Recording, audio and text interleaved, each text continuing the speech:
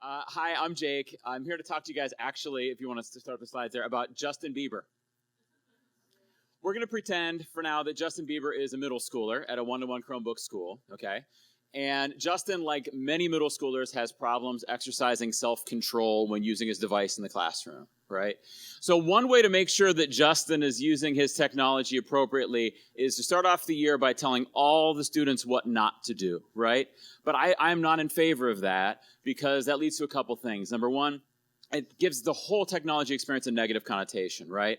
Number two, it tells a lot of kids that already knew what not to do again, right? And it also isn't necessarily effective. So what we do at our school is we have a data-based approach that helps us follow up with kids who are doing the wrong things with their technology so that we can follow up on those specific things. So Justin is in language arts class, a little bit bored, and he decides to play Fortnite. Now, he's getting away with it just fine. I can't believe I'm going to try to do this on stage right now. He's getting away with it just fine until he celebrates a success in the game by flossing. Do you guys know this, flossing? My 8-year-old nails it. I don't know why I look so awkward when I do it. My 8-year-old looks so smooth.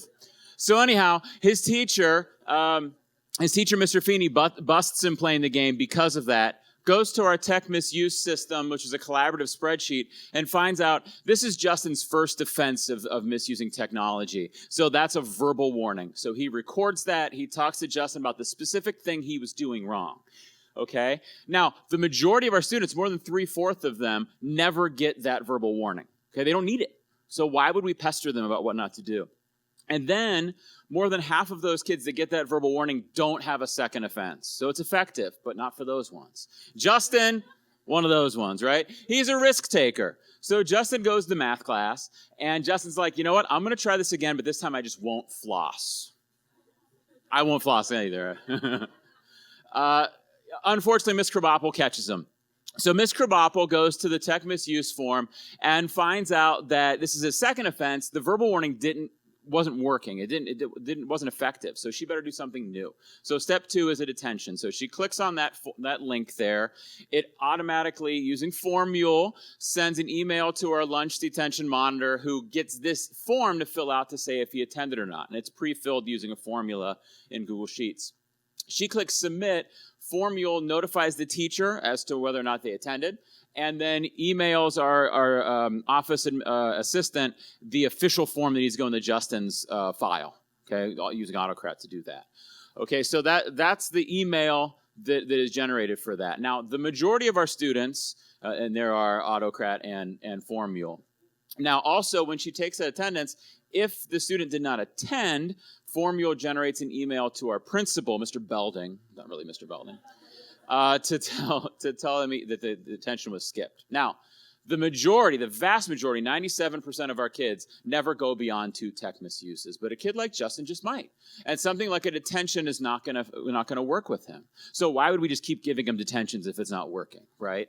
So in another class, Justin tries a new game. He's like, Fortnite's not working. I'm going to use MySpace. I'm dating myself there. Very quickly, he ends up in hot water with Miss Frizzle. Miss Frizzle goes to the tech misuse form and submits him for the third thing, which is parent contact. Okay? Now, let's say that parent contact didn't work either. The next day in social studies, he's playing Cookie Clicker. Have you ever seen kids play this game? Dumbest game ever. They literally just click to make cookies, and they love it. Mr. Garrison catches him playing this, wonder why it goes click, click, click, click, click, click, click, click. Of course he's going to catch him. And he goes to fill out the tech misuse system. He finds out that a warning, a detention, and a parent contact weren't effective, so he's not going to use any of those strategies. He instead submits a form that notifies the tech coach. That's me.